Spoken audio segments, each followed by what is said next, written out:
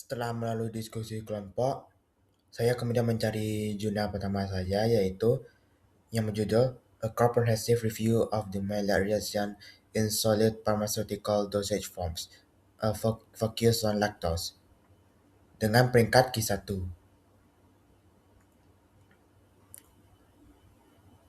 Pada jurnal ini, formulasi farmasi terdiri dari bahan farmasi aktif dan eksibisien, dengan eksibisien yang sering digunakan dalam jumlah lebih besar dari bahan farmasi aktif. Mereka memainkan peran penting dalam pengembangan formulasi, stabilitas, dan pengiriman obat.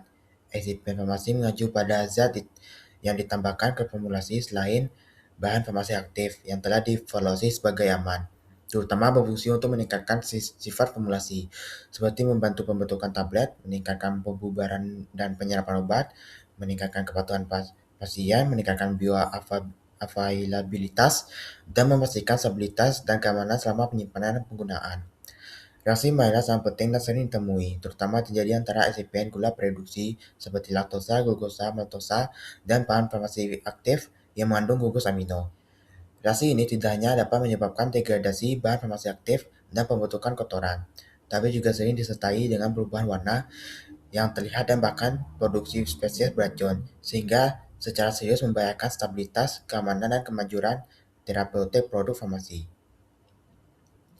Laktosa adalah salah satu eksibisien reaksi Maillard yang biasanya digunakan dalam berbagai bentuk sediaan seperti bubuk, butiran, kapsul, tablet, inhale, bubuk kering, dan produk lyofilisasi.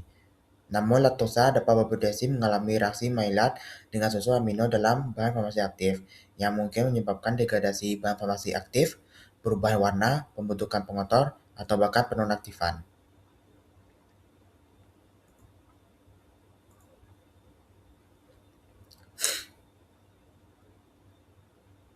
Dalam kondisi anhidrat, reaksi Maillard biasanya berlangsung sangat lambat, sedangkan keberadaan kelembapan sedangkan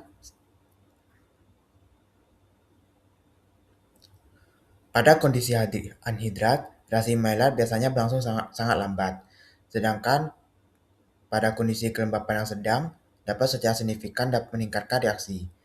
Air memfasilitasi mobilitas molekular antara senyawa amino dan karbonil, sehingga mendukung interaksi dan reaksinya. Namun, kelembapan yang berlebihan dapat mengencangkan konsentrasi substrat, sehingga menghambat reaksi. Sebaliknya, dalam kondisi kering, mobilitas reaktan yang terbatas secara nyata mengurangi laju reaksi. Suhu juga dapat mempengaruhi reaksi Maillard. Penyelidikan reaksi Maillard pada baclofen, tablet laktosa yang disimpan pada suhu yang berbeda pada 30, 40, 50, hingga 60 Celcius selama 6 bulan, dan mengamati bahwa perubahan warna tablet menjadi lebih menonjol pada suhu yang lebih tinggi, menunjukkan bahwa suhu yang tinggi secara nyata mempercepat reaksi Maillard.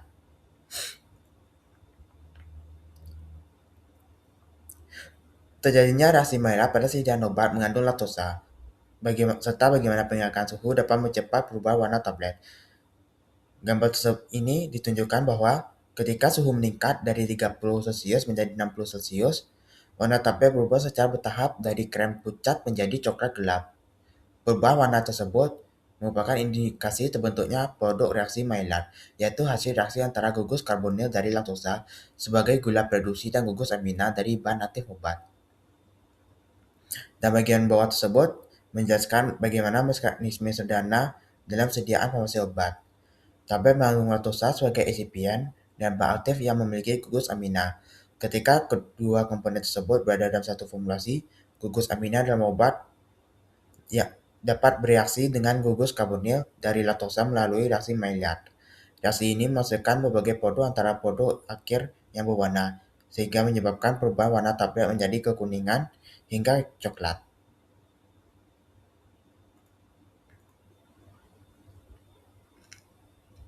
Pada penyelidikan kompatibilitas antara laktosa kering semportan, laktosa anhidrat, dan obat-obatan menggunakan Fourier transform Raman, menunjukkan bahwa kedua jenis laktosa dapat mengalami reaksi Maillard dengan tiamin hidroklorida, dengan laktosa anhidrat bereaksi pada tingkat yang lebih cepat daripada laktosa kering semprotan.